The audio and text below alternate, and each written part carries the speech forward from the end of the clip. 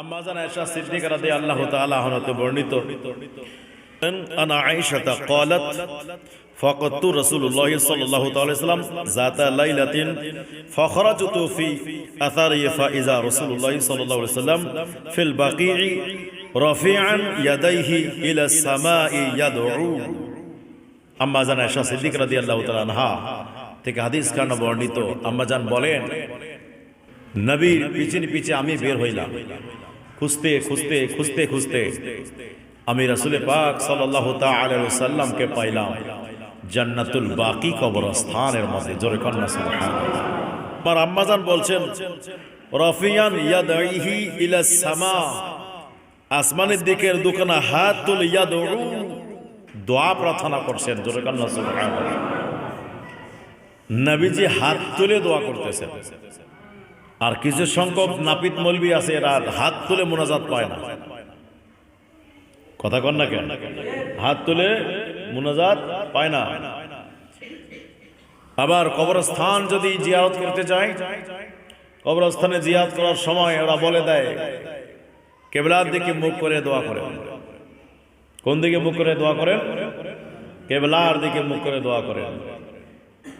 আরেক নামাজের কেবলা হলো কাবা, নামাজের কেবলা হলো কাবা, আর দোয়ার কেবলা হলো ইলাস সামা, আসমান। জোরে কন্না সুবহানাল্লাহ।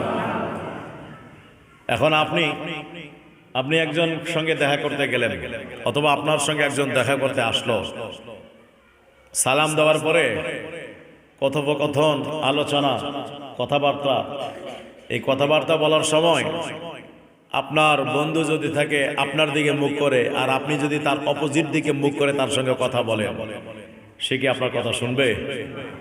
কথা বলে না, কথা শুনবে কেন? এরকম করলে কি আপনার মন মানসিকতা ঠিক থাকবে?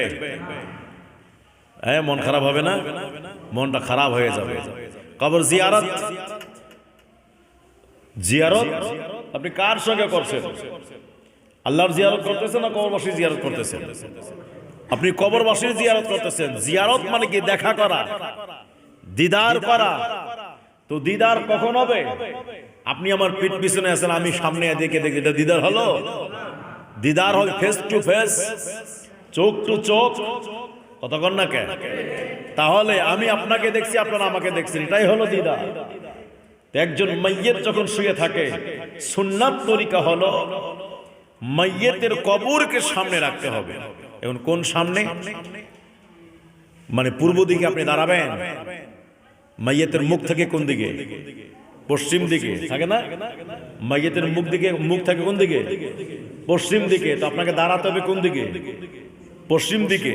পশ্চিম দিকে মুখ করে দাঁড়াবেন না, আপনি পশ্চিম দিকে দাঁড়াবেন। সাপোজ এই স্ট্যান্ডটা একটা কবর, মাইয়িত এটা মনে করেন এটা আমার দিকে চেয়ে আছে, আমি তার দিকে চাইতেছি, আমার পিঠ পেছনে পশ্চিম, তার পশ্চিম এদিকে, তার মুখ বরাবর দাঁড়াবো, তার মুখ বরাবর দাঁড়ায় তার দিকে, মনে করেন আমি তাকে দেখতেছি আর উনি তো আপনাকে দেখতেছে।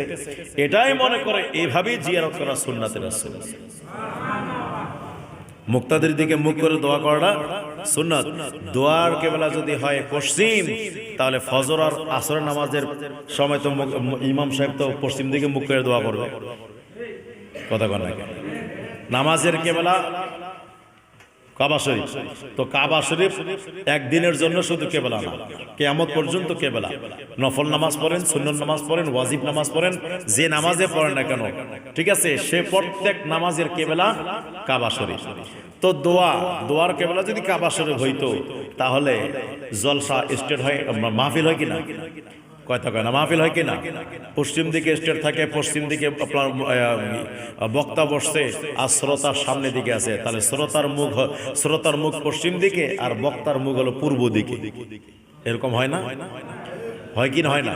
তাহলে প্রত্যেক দোয়ার সময় তো বলার দরকার ছিল যে এখন দোয়া করবো আপনারা সবাই কিবলার দিকে হন। বুঝেন নাই কথা আমার? তাহলে তো প্রত্যেক দোয়া, যত দোয়া আছে প্রত্যেকটারই মুখ ঘুরায় করতে হবে এদিকে। তো মৌলবীরা শুধু কবরস্থানে জিগিয়ে বলে পশ্চিম দিকে মুখ করে দোয়া করেন, এটা পাক্কা আপনার বেদাত, এটা পুরা বেদাত। এটা হাদিস গ্রন্থে কোথাও সাবিত নাই। কথা বুঝে আসছে? এটা হাদিস গ্রন্থে কোথাও সাবিত নাই। এটা কোথা থেকে দলিল পায় জানেন? এটা দলিল পায় তারা মদিনা শরীফ থেকে। কেন? নজদি ওয়াহাবির ওখানে শাসক চলতেছে। নজদি ওয়াহাবি নবীজির রওজার সামনে দাঁড়াইলে হাত আপনার ওই কি বলে ঘুরায় দেয় বলে দেয় ইলাল কিবলা ইলাল কিবলা ইলাল কিবলা, এভাবে বলবে। দোয়া করতে ওখানে দেয় না, কিবলার দিকে মুখ করে দোয়া করো। এটা ওই জায়গার নজদি ওয়াহাবির যে চক্রান্ত, এই চক্রান্ত বর্তমান এরা সারা বিশ্বের মধ্যে ছড়াতে চায়। কিন্তু আসলে দোয়ার কেবলা পশ্চিম না, দোয়ার কেবলা হলো আসমান। জোরে কন্যা সুবহানাল্লাহ। গভীর মনোযোগ ভাইরা আমার যুবক ভাইরা আমার, ও মুরব্বী বাবারা, গভীর মনোযোগের একাল লাগান। আম্মা জানাশা সিদ্দিকা রাদিয়াল্লাহু তাআলা আনহা তিনি ডাক দিয়া বলেন, ওই রাতে আমি আমার দয়াল নবীর পিছে পিছে আসতে লাগলাম। আস্তে আস্তে দেখি আমার নবীজি জান্নাতুল বাকি কবরস্থানে প্রবেশ করেছেন। প্রবেশ করার পরে আল্লাহর কাছে দোকানা হাত তুলে দিয়েছেন, হাত তুলে দিয়ে দোয়া করেছে। আমার যুবক ভাইরা, আমার মুরব্বী বাবাজিরা, আমার নবী দোয়া করতেছেন। ফাকালা রাসূলুল্লাহ সাল্লাল্লাহু আলাইহি ওয়াসাল্লাম, ইয়া বিনত আবি বকর, হে আবু বকরের মেয়ে, শুনো শুনো, মাল্লাজি আখরাজাকা, হে আবু বকরের মেয়ে, তোমাকে কিসে ঘর থেকে বের করেছে বলো। ফাকালাত মায়েশা সিদ্দিকা রাদিয়াল্লাহু তাআলা বললেন, আসফাকতু আও খিফতু আন তাকুনা খরাজাতা ইলা বাদি নিসাইক। ইয়া রাসূলুল্লাহ, নবী গো, আমার ভয় হচ্ছিল নবী গো। কি ভয় হচ্ছিল বলো। হুজুর, আমার মনে মনে ভয় হচ্ছিল এটাই, আমি মনে মনে ভাবলাম আপনি আমার ঘর থেকে অন্য কোনো বিবির ঘরে চলে গেলেন নাকি। নবী আমার যাকে সময় দিতেন তাকে সময় দিতেন। রসুল পাকের বিবি প্রায় 11 জন ছিল। আমার মায়ার নবীজি রসুল পাক সাল্লাল্লাহু আলাইহি ওয়াসাল্লাম প্রত্যেক বিবিগণকে মোহাব্বত করতেন এমন ভাবে কেউ বলতে পারবে না যে নবীজি আমাকে, সবাই মনে করে যে নবী মনে হয় আমাকে বেশি ভালোবাসে। মায়েশা সিদ্দিকা রাদিয়াল্লাহু তাআলা আনহা বললেন, ইয়া রাসূলুল্লাহ, নবী গো, ও মায়ের নবীজি, আমার মনে হচ্ছিল, এটা ভয় লাগছিল, আপনি আমার ঘর থেকে, আমার হুজরা শরীফ থেকে আপনি অন্য কোন বিবির কামরায় গেলেন নি। আমার নবী বলেন, সুম্মা ক্বালা ইযা কানা লাইলাতুন নিসফি মিন শাবান ইয়ানজিলু রব্বু তাবারাকা ওয়া তাআলা ইলা সামাই দুনিয়া। আমার মায়ের নবী ডাক দিয়া বলে, আয়েশা, না না, আমি কারো কামরায় যাই নাই। আমার আল্লাহ পাক মহান রব্বুল আলামিন শাবান মাসের 14 তারিখ দিবাগত রাতে আমার আল্লাহ পাকের স্পেশাল রহমত প্রথম আসমানে নাজিল হয়ে যায়। হায়রে আয়েশা, প্রথম আসমানে আমার আল্লাহ পাকের পক্ষ থেকে রহমত নাজিল হয়, প্রথম আসমানে স্পেশাল নিয়ামত নাজিল হয়। ইয়াগফিরু মিনাল যুনুবি আকসারা মিন আদাদি শা'রি গনামিল কলব। আমার রাসূল বলেন, ওরে আমার আয়েশা, শুনে নাও, যখন আমার আল্লাহ পাকের স্পেশাল রহমত প্রথম আসমানে নাজিল হয়, আমার আল্লাহ পাক মহান রব্বুল আলামিন আমার উম্মতগণকে মাফ করে দেন। শুধু কতগুলো মাফ করে তুমি কি জানো? পরে আমার আয়েশা, বনু কলব গোত্রের মধ্যে যতগুলো ছাগলগুলো আছে, মেষ আছে, দুম্বা আছে, সমস্ত ছাগল এবং মেষ দুম্বার পশমগুলো একত্রিত করে যতগুলো পশম হবে, আমার আল্লাহ আজকের রাতে ততগুলো গুনাহগার উম্মতকে মাফ করে দিবে। আমার যুবক ভাইরা আমার, এই হাদিস খানা অসংখ্য কিতাবের মধ্যে আসছে, মিশকাত শরীফের মধ্যে আসছে, তিরমিজি শরীফের মধ্যে আসছে। যুবক ভাইরা আমার, তাই হাদিস শরীফের মধ্যে পাওয়া যায় লাইলাতুন নিসফি মিন শাবান। আমার রাসূল পাক বলেছে 14 তারিখ দিবাগতের রাত, এই শবে বরাতকে লাইলাতুন নিসফি মিন শাবান বলে ঘোষণা করেছে। শবে বরাত যদি হাদিস শরীফের মধ্যে পাওয়া না যায়, তাহলে পাওয়া যাবে শাবান, লাইলাতুন নিসফি মিন শাবান। এটা কোনো বাবার ক্ষমতা নেই কাটতে, এটা সবাই মানতে হবে, সবাই মানতে বাধ্য। লাইলাতুন নিসফি মিন শাবান মানে হাদিস শরীফের মধ্যে কিছু না কিছু আছে। জোরে কোন সুবহানাল্লাহ। আমার যুবক ভাইরা আমার, এত বড় নিয়ামতের রাত, এই রাতে আল্লাহ তার বান্দার জীবনের গুনাহগুলো মাফ করে দেন, তার বান্দাদের গুনাহগুলো মাফ করে দেন। আমার যুবক ভাইরা আমার, আমার মায়ের নবী রাসূল পাক সাল্লাল্লাহু তাআলা আলাইহি ওয়াসাল্লাম, আমার নবীজি ঘোষণা করে দেয়, আম্মা জান আয়েশা সিদ্দিকা রাদিয়াল্লাহু তাআলা আনহা থেকে বর্ণিত, আমার আম্মা জান আয়েশা সিদ্দিকা রাদিয়াল্লাহু তাআলা আনহা আমার মায়ের নবীকে জিজ্ঞাসা করলেন, আমার রাসূল পাককে জিজ্ঞাসা করলেন, ইয়া রাসূলুল্লাহ, নবী গো, ও আমার নবীজি, এই 14 তারিখের রাত, শবে বরাতের রাত, 14 তারিখের রাতটা ইয়া রাসূলুল্লাহ, ও মায়ের নবীজি, এটা কি? আমার মায়ের নবী রাসূল পাক সাল্লাল্লাহু তাআলা আলাইহি ওয়াসাল্লাম বলেন, ফিহা আইয়াকতাবা কুল্লা মাউলিদিন মিন আবানি আদম। আমার রাসূল পাক সাল্লাল্লাহু আলাইহি ওয়াসাল্লাম বলেন, আয়েশা, জানতে চাও ওটা কি আছে? আমার আল্লাহ পাক মহান রব্বুল আলামিন আদম সন্তানদের মধ্যে যারা 1 বছর ধরে জন্মগ্রহণ করবে, তাদের তালিকাটা শবে বরাতের রাতে ধার্য করা হয়। শুধু তাই নয় আয়েশা, শোনো শোনো, যারা 1 বছর ধরে এক শাবান থেকে অপর শাবান পর্যন্ত, 14 তারিখ শাবান থেকে শুরু করে আপনার ওই 14 তারিখ পর্যন্ত 1 বছরে কারা কারা মারা যাবে, আমার আল্লাহ পাক তাদের নামটাও তালিকার মধ্যে নিয়ে আসেন। ওই তালিকাটা মালাকুল মউতের হাতে অর্পণ করা হয়। তাহলে 1 বছর ধরে কারা দুনিয়াতে আসবে তাদের লিস্ট আমার আল্লাহ করে দেন। আমার যুবক ভাইরা, 1 বছর ধরে যারা মারা যাবে, আমার আল্লাহ তাদের লিস্ট করে দেন। ওই লিস্টখানা আপনার জীবে হযরতে মালাকুল মউত আলাইহিস সালাতু ওয়াস সালামের হাতে আমার আল্লাহ পাক অর্পণ করে দেয়। শুধু তাই নয়, ওরে আমার আয়েশা, শুনো শুনো শুনো, আমার আল্লাহ পাক মহান রব্বুল আলামিন ওই রাতকে এমন একটা নিয়ামতের রাত বানিয়েছেন। ওই রাতে আমার আল্লাহ আমার উম্মতের মধ্যে যারা কার রিজিকে কত আছে, 1 বছরে কারা যারা কি খাবে, 1 বছরে কত আপনার ইনকাম করবে, আমার আল্লাহ ওই রাতে আমার উম্মত রিজিক বরাদ্দ করে দেয়। তাহলে 1 বছরে ভাবছেন আপনি এক মাসে, কোন মাসে আয় করলেন 50,000, এখন যদি হিসাব করেন প্রত্যেক মাসে 50,000 করে আয় করব, না, 1 বছরে আপনার যদি এত লক্ষ টাকা থাকে, যেভাবে হোক না কেন আপনি অত লক্ষই টাকা পাবেন, 1 টাকা বেশি পাবেন না। কেন? আপনার নামে বরাদ্দ করা হয়েছে এটা। তাহলে বোঝা গেল, এখান থেকে প্রমাণ হয়ে গেল হাদিস শরীফ থেকে যে শোনো, এই রাতে এমন একটা রাত, যেই রাতে আমার আল্লাহ যারা জন্মগ্রহণ করবে তাদের লিস্ট করেন, যারা দুনিয়া থেকে বিদায় নিয়ে অন্ধকার কবরে চলে যাবে তাদের লিস্ট করে দেন। আমার যুবক ভাইরা আমার, গভীর মনোযোগের কান লাগান, কার রিজিকের মধ্যে আল্লাহ কতটুকু রাখছে, ওই রিজিকটা আমার আল্লাহ সিলেক্ট করে দেন।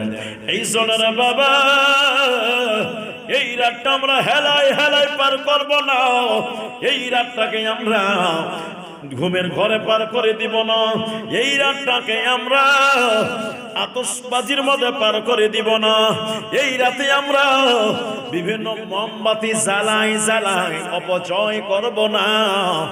আছে কি না? মোমবাতি জ্বলাই কি জ্বলায় না? কেন জ্বালাইলেন? কি কারণে জ্বালান?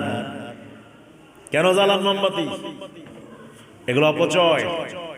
এগুলো কি অপচয়? লাইট লাগান। কেন লাইট লাগাবেন? মানুষের চলাচল যেন সুবিধা হয়। মানুষের জন্য লাগান, কবরস্থানে বাতি লাগাবেন লাগান, এমনি লাগাইয়েন না, ফেরেশতাদের জন্য লাগাইয়েন না, আপনার কবরবাসীর জন্য বাতি লাগাইয়েন না। আপনি জিয়ারত করতে যাবেন, লোকজন যাবে, গর্তের মধ্যে যেন না পড়ে, কষ্ট যেন না হয়, এই জন্য লাগান। কথা কয় না, মাকসাদ হলো এটা, উদ্দেশ্য হলো এটা। কবরস্থান লাইটিং করে, কবরস্থান কবরের ভিতরে আলো দেওয়া যায় না। কথা কয় না কেন? আলোর ব্যবস্থা কেন করা হয়? এই জন্য করা হয় যাতে যেন জিয়ারতকারীর সমস্যা না হয়। কথা কন না কেন? জিয়ারতকারীর সমস্যা যেন না হয়। বুঝলাম ওখানে জিয়ারত করতে যাব বিদায় বাতি লাগাইলাম, কিন্তু ঘরের দরওয়াজায় দরওয়াজায় মোমবাতি জ্বালাও কেন? কি কেন মোমবাতি জ্বালান? এগুলো অপচয়, আল্লাহর কাছে জবাব দিতে হবে। মনে নোট করবেন, অনেক ঘরে আমি দেখি প্রত্যেকের ঘরে ঘরে দরওয়াজা মোমবাতির জ্বালাইছেন। আর কেন জ্বালাইছেন? এত বড় নিয়ামতের রাত আপনি অপচয় করছেন। মোমবাতি জ্বালাই দিয়ে আপনি শবে বরাত পালন করলেন। মোমবাতির মাধ্যমে শবে বরাত পালন হবে না। শবে বরাত পালন করতে হবে আল্লাহ পাকের ইবাদত দ্বারা। মসজিদকে সাজায়, মসজিদে মানুষ ভরপুর থাকবে, ইবাদত চলবে, জিকির আজগার চলবে, দুরূদ শরীফ চলবে, কবর জিয়ারত করবেন। ওরে আমার বাবারা, আমার মায়ার নবী নিজেই জান্নাতুল বাকি কবরস্থান জিয়ারত করেছেন, তাই আমরাও জিয়ারত করতে চাই কি চাই না? কিতাবের মধ্যে আসছে, রে যুবক ভাইরা, যদি কোন ব্যক্তি 100 রাকাত নামাজ আদায় করে, কয়শো রাকাত? 100 রাকাত নামাজ যদি আদায় করে, আমার আল্লাহ পাক তার জন্য 100 জন ফেরেশতা মোতায়েন করবে। 30 জন তার জন্য জান্নাতের সুসংবাদ দিবেন, আর 30 জন তাকে জাহান্নামের আযাব থেকে রক্ষা করবেন, আর 30 জন তাকে দুনিয়ার আপদ বিপদ থেকে হেফাজত করবেন, আর 10 জন তাকে শয়তানি ওয়াসওয়াসা থেকে হেফাজত করবেন। 100 রাকাত নামাজ আদায় করলে, 100 রাকাত নামাজ আদায় করলে এই নিয়ামত পাওয়া যায়। আমার যুবক ভাইরা, ওরে মুরব্বী বাবারা, গভীর মনোযোগের কান লাগান। আমিরুল মুমিনিন মাওলা আলী রাদিয়াল্লাহু তাআলা আনহু আমার নবীকে জিজ্ঞাসা করলেন, ইয়া রাসূলুল্লাহ, নবী গো, ও মাই নবীজি, ও মাই নবীজি, এইভাবে করলেন, এটা দ্বারা কি পাওয়া যাবে ইয়া রাসূলুল্লাহ? আমার নবী ডাক দিয়া বলেন, আলী রে, ও আমার আলী, শুনে নাও, শুনে নাও, যারা যারা শবে বরাতের রাতে 14 রাকাত নামাজ আদায় করার পর 14 বার সূরা ফাতিহা পাঠ করবে, 14 বার সূরা নাস পাঠ করবে, 14 বার সূরা ফালাক পাঠ করবে, 14 বার সূরা ইখলাস পাঠ করবে, একবার আয়াতুল কুরসি পাঠ করবে, পাঠ করার পর দোয়া করবে, আমার আল্লাহ তাকে 20টা মাকবুল হজের সওয়াব দান করে দিবে। একটা নয়, দুইটা নয়, 20টা মাকবুল হজ, যেগুলো হজ আল্লাহ দরবারে কবুল, সেই হজের সওয়াব আমার আল্লাহ দান করবে। জোরে কন্যা সুবহানাল্লাহ। আমার যুবক ভাই না, তাহলে ইবাদত করার দরকার আছে কি আছে না? আরে এত নিয়ামতের রাত আসছে রে, এই নিয়ামতের রাতগুলো আমরা নষ্ট করে দিব না। আমার বাবারা, ও যুবক ভাইরা, নিজের সন্তানদেরকে নষ্ট করে দিয়েন না। আতশবাজি বাজানোর জন্য, বম ফোটানোর জন্য, আতশবাজি কাপড় করার জন্য বিভিন্ন জায়গায় জায়গায় ইবাদতে বম ফুটাই, ইবাদতে ব্যাঘাত ঘটাইয়েন না। এদের আমলটাকে নষ্ট করে দিয়েন না, টাকাগুলোকে অপচয় করে দিয়েন না। এগুলো হারাম, হারাম, হারাম। এই হারাম কাজ থেকে নিয়ামতের রাতে বাঁচার দরকার আছে কি আছে না? জোরে গানা আছে কি আছে না? নিয়ামতের রাতে আমরা, আল্লাহ পাক বলেছে, বান্দারে চাও চাও, আমার কাছে চাও, যা চাইবা আমি আল্লাহ তাই তোমারে দান করব। যা চাইবা দান করব। রিজিকের সমস্যা চাও, আমি রিজিকের ব্যবস্থা করে দিব। পাপ করেছো, গুনাহ করেছো, আমি আল্লাহর কাছে মাফ চাও, আমি আল্লাহ মাফ করে দিব। তোমার গুনার দিকে আজকে তাকাবো না, তোমার অপরাধের দিকে আজকে তাকাবো না।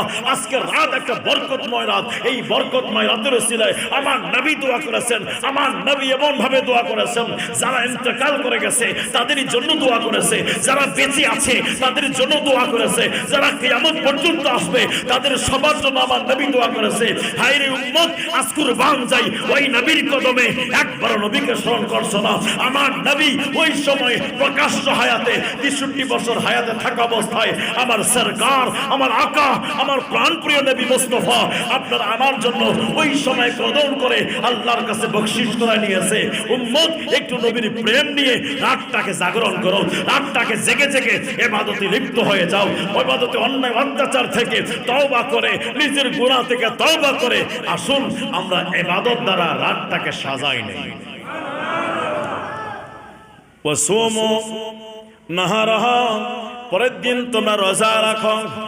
এই রোজা এক রাতের আমল এবং পরের দিনে রোজা অনেক বড় নেয়ামত আছে। যদি কোনো ব্যক্তি রাতে ইবাদত করলো, পরের দিন রোজা রাখলো, আমার আল্লাহ মহান রব্বুল আলামিন তার জীবনের সমস্ত গুনাহগুলো মাফ করে দিবে। আল্লাহ সব গুনাহ ক্ষমা করে দিবেন। আমরা কি পারি না একটা রাত জাগতে? কত কয় না কে পারি না? অবশ্যই এখন থেকে নিয়ত করেন, আলহামদুলিল্লাহ আমরা পবিত্র শবে বরাতের রাতে ইবাদত করব, ভালো খানাফের ইন্তজাম করব, পাশের বাড়ির লোকজন গরিবদেরকে খেয়াল করব, হালুয়া রুটি তৈরি করব, এগুলো তৈরি করে খাওয়া দাওয়া করে আমাদের পেট যতটুকু লোট নেয়, আমরা যতটুকু সহ্য করতে পারবো, যতটুকু খাইলে আমাদের ইবাদতে ব্যাঘাত ঘটবে না, আমরা ততটুকুই খাবো। অতএব ভালো রুটি এরা বলে দেয়, ওই দিন বেদাত বেদাত বলে চিৎকার করে। একদিন একটা জিনিস এক রাতের জন্য বা একদিনের জন্য একটা জিনিস বেদাত হয়ে গেল, আবার পরের দিনে জায়েজ হয়ে গেল। এগুলা জালিয়াতি ছাড়া, এগুলো এদের আপনার জালিয়াতি ছাড়া আর কিচ্ছু না। আরে যেটা বেদাত কিয়ামত পর্যন্ত বেদাত, যেটা হারাম কিয়ামত পর্যন্ত হারাম, যেটা নাজায়েজ কিয়ামত পর্যন্ত নাজায়েজ, মাঝে মাঝে আবার নাজায়েজ হয়ে যায়, আবার মাঝে মাঝে আবার ঠিক হয়ে যায়। এগুলা তামাশা ছাড়া আর কিচ্ছু না। হালুয়া রুটি হলো রুটি।